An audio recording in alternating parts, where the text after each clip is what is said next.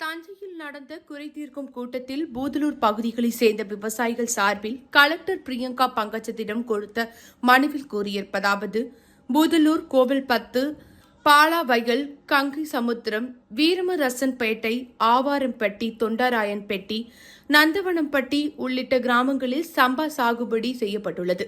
அங்கு நெய் பழம் என்று கூறப்படும் பூஞ்சான் நோய் தாக்குதலால் கதிர் முழுவதும் பச்சை நிறத்தில் மாறி நெல்மணிகள் சேதமடைந்துவிட்டன. இதனால் கதிரை தொட்டாலே பச்சை நிறத்தில் துகள்கள் பறப்பதோடு கதிர்கள் முழுவதும் பாதிக்கப்பட்டுள்ளது. இதற்கிடையே கடந்த 18ஆம் தேதி இரவு பெய்த மழையால் அறுவடைக்கு தயாராக இருந்த நெற்கதிர்கள் சாய்ந்து வயலில் உள்ள தண்ணீரில் மூழ்கி கிடக்கிறது. இந்த நிலையில் தொடர் மழையால் பாதிக்கப்பட்ட பூதலூர் பகுதிகளில் குறைந்த அளவில் நிவாரணம் அறிவிக்கப்பட்டுள்ளது.